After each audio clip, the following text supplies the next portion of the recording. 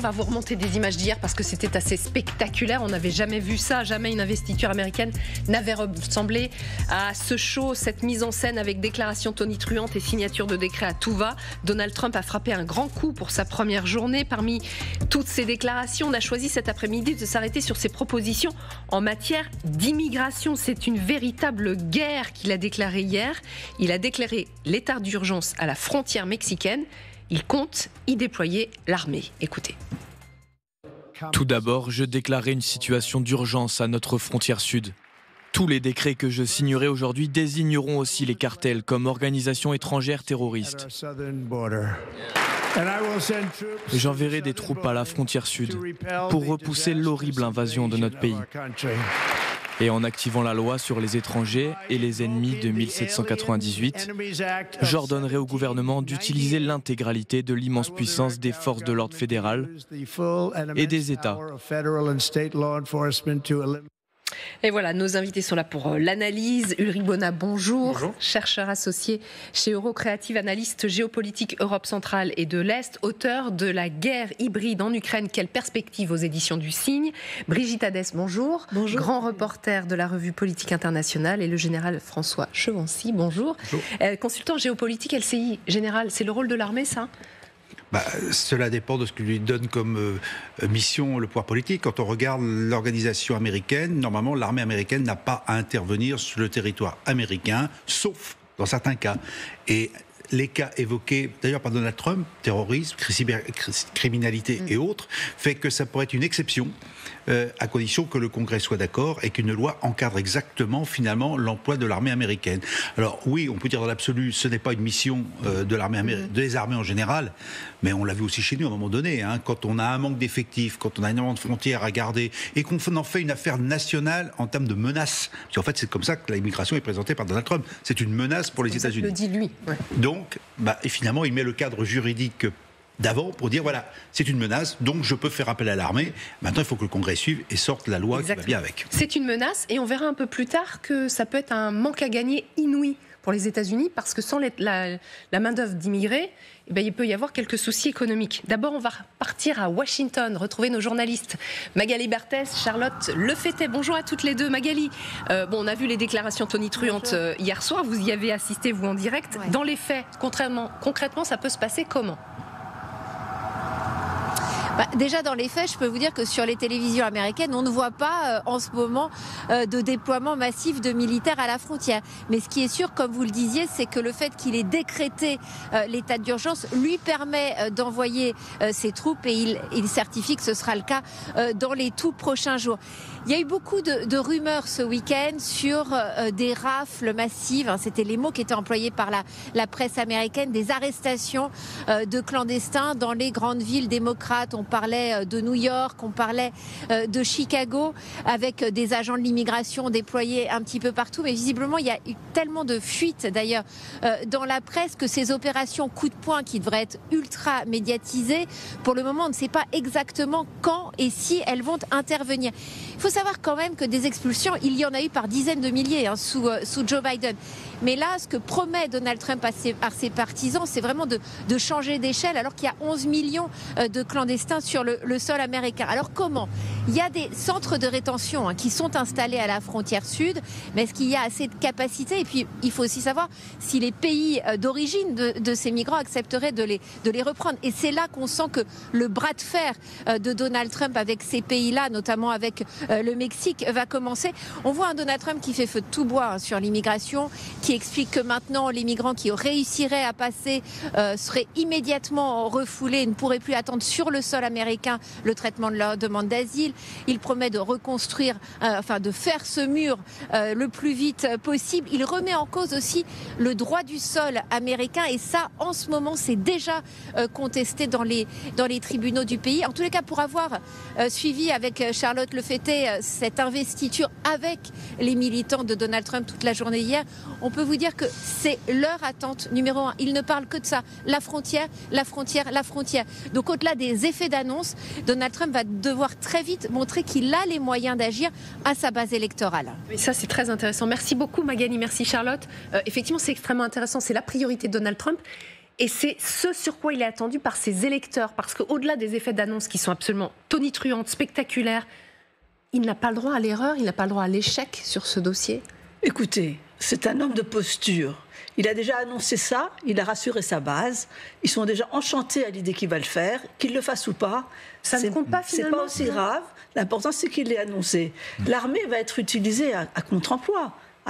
L'armée est là pour... Il y aura des détecteurs de métaux, c'est pas des tanks qui vont trouver, c'est des gens avec des baluchons qui vont passer la frontière dans la nuit. Je pense que cette armée sera totalement inefficace pour arrêter ces gens-là. La frontière est immense entre la frontière du Mexique, et en plus de ça, ils sont pas du tout formés à ce genre de choses. Donc c'est vraiment plutôt une posture. Et l'état d'urgence, il faut dire que c'est vraiment exagéré, mais ça, c'est très populiste. Plus de 3150 km effectivement de frontière avec le Mexique. C'est très populiste de faire peur comme ça, de dire qu'il y a vraiment un grave danger, un état d'urgence. C'est pas du tout le cas. Donc, et surtout que Biden et Kamala avaient quand même déjà agi. Oui. Donc tout ça est une posture. Je pense qu'effectivement, cette armée n'est pas du tout adaptée à faire ce genre de choses, comme vous le disiez si bien.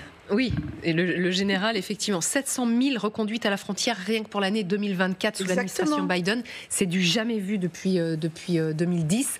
Est-ce que vous êtes d'accord? On est juste dans l'ordre de la posture, là, parce qu'il a annoncé quand même pas mal de mesures, que ce soit sur le mur, que ce soit sur l'armée, que ce soit sur l'état d'urgence, que ce soit sur une vieille loi de 1798. On y reviendra d'ailleurs sur cette loi. Il y a effectivement, chez Donald Trump, il y a toujours déjà une volonté d'occuper l'espace médiatique et de flatter un petit peu les bas instincts d'une partie de ses supporters. Après, néanmoins, il va probablement y avoir effectivement des opérations très médiatiques qui vont être menées, d'arrestation de clandestins, de déploiement de troupes à la frontière, alors que ce soit la garde nationale ou que ce soit l'armée. L'armée était déjà utilisée pour des fois des déploiements, en tout cas en soutien logistique. Elle n'a jamais été déployée véritablement pour arrêter les migrants. Effectivement, c'est pas son rôle, et puis je pense pas qu'elle sache vraiment faire. Mais effectivement, il est probable qu'il y ait des opérations spectaculaires qui soient mises en place pour justement abreuver les médias et rassurer la base. Après, effectivement, est-ce que ça changera véritablement quelque chose dans les faits? Ça reste à voir. Donald Trump a parlé d'expulser 11 millions, je crois, d'immigrés clandestins. Alors ça pose tout un tas de questions logistiques qui semblent insurmontables. Ça suppose aussi que les États qui éventuellement seraient les États, on va dire, initiaux de ces migrants, il faudrait qu'ils les acceptent, à commencer par le Mexique. Ça demande des coopérations. Donc ça demande énormément de coopération, et d'un autre côté, ça va être compliqué de dire je vous impose 25% de tarifs au 1er février et en même temps j'aimerais que vous collaboriez. Il va y avoir sans doute de grandes négociations avec les différents pays, mais effectivement, je pense qu'il va quand même y avoir au moins quelques opérations très spectaculaires pour montrer qu'il agit. C'est ça, quelques opérations. Au-delà, on verra si c'est efficace, si ça dure. Dans les propositions, donc les cartels mexicains qui seront désignés comme groupes terroristes, qu'est-ce que ça implique? Vous allez nous dire ce que vous en pensez. Les terroristes, par exemple, on va les frapper jusqu'en Syrie. Est-ce que ça veut dire que les États-Unis iraient jusqu'à frapper le Mexique? Eh bien, pourquoi pas, disait un journaliste américain sur notre antenne hier soir. Écoutez. Comme ça qu'on a déclenché la première guerre avec le Mexique en 1848. Ils ont prétendu que les Mexicains avaient attaqué au-delà de la frontière entre le Mexique, et ça justifiait l'invasion. Alors si les cartels arrivent et vendent des drogues, ou je ne sais pas trop bien, ou assassinent quelqu'un au long de la frontière, ça pourrait justifier une invasion. Oui, c'est vrai. Très intéressant. Est-ce que ça peut être le cas? Olivier Piton est également en direct avec nous. Bonjour. Avocat en droit français et américain à Washington. Quelle est votre position à vous? Est-ce que vous pensez effectivement que ces déclarations peuvent être dangereuses, notamment sur les cartels désignés comme des terroristes? Ça peut aller loin, ça peut aller jusqu'aux États-Unis qui vont frapper le Mexique? Donald Trump, durant sa campagne, avait fait une énorme partie de sur son discours, avait énormément parlé du fentanyl et du nombre de morts causés aux États-Unis par l'afflux de cette nouvelle drogue de synthèse, qui est devenue un vrai problème de société. En fait, il y a plus de morts du fentanyl que de morts sur la route aux États-Unis depuis pas mal d'années. Donc, il était normal, et il l'avait dit durant sa campagne, qu'au bout du compte, il cible les cartels. Comme cela a été dit fort justement avant, ça permet permet aussi d'entrer dans une phase de négociation avec le Mexique, c'est-à-dire qu'on va lier effectivement la lutte contre les cartels, la lutte contre la drogue et le retour des migrants, dont il faut savoir qu'il y a de moins en moins de proportions de Mexicains parmi les migrants illégaux et de plus en plus d'autres nationalités, pas simplement des centres ou des sud-américains, mais également venant d'autres pays et d'autres continents, ce qui veut dire que la marge de négociation de l'administration Trump avec un certain nombre d'autres pays va être extrêmement importante. Il y a quand même la puissance américaine derrière en termes de pression, c'est pas tout à fait anodin. Donc le fait d'imposer le retour de ces ressortissants, c'est quand même quelque chose que les Américains vont sans doute pouvoir faire. Maintenant, là où je rejoins ce qui a été dit, on est aussi dans la posture, il y a un mélange de communication et de volonté d'agir. Et la lutte contre le cartel fait évidemment partie d'un espèce d'énorme marchandage qui aura lieu en particulier avec les Mexicains, les Colombiens, les Vénézuéliens. Sur les autres propositions, par exemple, on va prendre l'une des propositions choc, activer la loi 1798. Il l'a dit hier. Donc cette loi, en fait, elle permet d'expulser un étranger, même en situation légale, et ce, sans avoir besoin d'un procès. Normalement, il y a besoin de l'aval du Congrès. Mais lui, il explique qu'en cas d'invasion, le président seul peut l'activer, cette loi. Or, pour lui, il y a une invasion migratoire. Il peut aller jusque-là, selon vous ? Il va tenter d'aller jusque-là. D'abord, c'est amusant le langage qu'il a employé. Durant la campagne, il parlait des migrants, des 11 millions de migrants illégalement sur le sol américain. Et puis il a affiné en parlant des migrants criminels, ce qui déjà n'est plus tout à fait la même chose. Donc des gens qui ont commis des actes délictueux aux États-Unis. Donc déjà, ça réduit la voilure. Et puis là, effectivement, en utilisant cet article et en voulant l'utiliser par décret présidentiel, il va avoir là un certain nombre de recours en justice qui vont avoir lieu. Il faut bien comprendre que le gros problème qui s'est posé à lui en 2016, lors de son premier mandat, c'est la résistance à la fois des juges et d'une partie de la société civile vis-à-vis de ces mesures. La bonne nouvelle pour lui, c'est qu'on n'est plus dans cet état d'esprit-là tout à fait aux États-Unis et qu'il y a, même à gauche, même chez les démocrates, le sentiment qu'effectivement, il y a un problème migratoire. Donc la résistance à Donald Trump sera sans doute un peu moins forte, mais elle sera néanmoins présente. Les États-Unis restent un État de droit et donc il y aura des recours, en particulier sur ce point, parce que les États-Unis sont toujours signataires de la Convention de Genève de 1951 qui oblige aussi à prendre sa part des réfugiés et à tenir compte de leur bien-être. Donc, ce sera compliqué, beaucoup plus compliqué pour lui sur cette partie-là, même si, comme je le disais, il y aura moins de résistance sur l'immigration qu'il y en avait en 2016. Ah, moins de résistance, parce qu'il est attendu au tournant par son électorat. Mais comment réagissent les États-Unis ? Vous l'avez dit, il y a une tradition quand même migratoire, d'accueil. Tout ce qu'il dit sur l'armée, tout ce qu'il dit sur l'état d'urgence, tout ce qu'il dit sur le droit du sol. Comment quand même est-ce que c'est vécu aux États-Unis ? Alors on sait que c'est un pays fracturé, donc il n'y a pas une seule et même réponse, évidemment. Vous avez parfaitement résumé la situation. C'est un pays d'immigration et donc il y a un certain nombre de commerces, d'entreprises, en particulier la frontière mexicaine, qui bénéficient évidemment de ces apports de migrants et qui permet de tirer les salaires à la baisse. Donc il y a de toute façon un certain nombre de personnes ou d'entreprises qui profitent de l'immigration clandestine. Donc il y a, voilà. Et d'un autre côté, il y a sans doute effectivement, on parle de 11 millions de personnes, ça n'est quand même pas rien. On a une explosion de l'immigration qui est surtout devenue beaucoup plus diverse en termes d'origine géographique et qui pose de toute façon des problèmes, en particulier, et c'est nouveau, dans le nord du pays, puisque les migrants ne se limitent pas aux États frontaliers et vont dans un certain nombre d'endroits au nord où on ne les voyait pas jusqu'à présent. Et donc la prise de conscience américaine, elle est, comme toujours, elle est un peu ambiguë, elle est un peu contradictoire, c'est-à-dire qu'il y a un profit à tirer et il y a une tradition d'accueil et en même temps, il y a le sentiment qu'on ne maîtrise plus ces frontières et qu'il y a un problème qui se pose. Mais c'est intéressant sur le profit. Excusez-moi, c'est intéressant sur le profit parce qu'effectivement, on l'a vu, Magali Barthès nous parlait de ces raids anti-migrants qui avaient déjà commencé avant même l'investiture et on l'a vu en Californie du Sud ce que ça a donné.